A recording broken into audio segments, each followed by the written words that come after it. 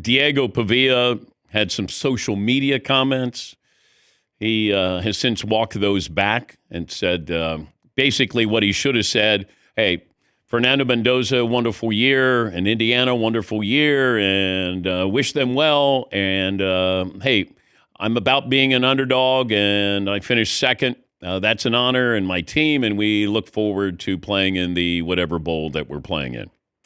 But when you say F the voters and you talk about how close you came, you didn't come close. You finished second, but, you were 400 first-place votes, I think, behind Fernando Mendoza. And you had a wonderful year. But it feels like he wants to be Johnny Manziel. I hope he doesn't want to be like Johnny Manziel. Great story, what he did, Vandy, the past 2 years. You put them into the playoff contention, Heisman vote, just all the goodwill you undid with a couple of social media. And you're with your buds, and all of a sudden you put something out there, and, you do away with a lot of the goodwill that you built up this year. Yeah, Marvin. He just feels like he's going to be doing celebrity boxing in about 3 or 4 years. Just his personality, how he came off this weekend. I know. At a club, saying bleep Indiana. Yeah. Like, come on. Well, that's where, you get with your buds. I don't know if people are drinking, but you're at a club and everybody is having a good time and somebody gets a squirrely idea, and then next thing you know, you're posting that. He had a great year. He had a great year last year. He's fun to watch. But, Fernando Mendoza. Now, we can look at Fernando Mendoza's season and say, was he the best player? He was the best player on the team that had the best story. And sometimes that's how it works. I mean, it used to be you had the number one team, you had to give it to somebody, Gino Torretta, or Jason White at Oklahoma, Eric Crouch at Nebraska, Mark Ingram at Alabama. So not everybody has a great year. It's a great story as well.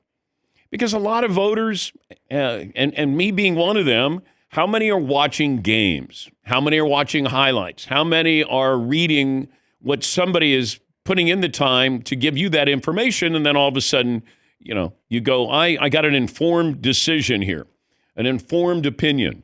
Okay. I mean, I voted Jeremiah Love second and Diego third on my list.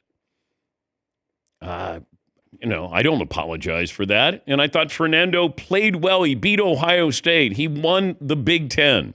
They went undefeated. And yes, did they have a close game against Penn State? Yes, they did. He came up with a big play there, and then all of a sudden it felt like the propaganda campaign was on. And everybody was saying, it's going to be Fernando Mendoza. I mean, he was a transfer that came in. And I go back to when Kirk Herbstreit said in the preseason, keep an eye on Fernando Mendoza. Now, I don't know the exact words, but, they got him. That's a big transfer. And now, you're the number one team in the country. Did he have the best numbers? No, he did not.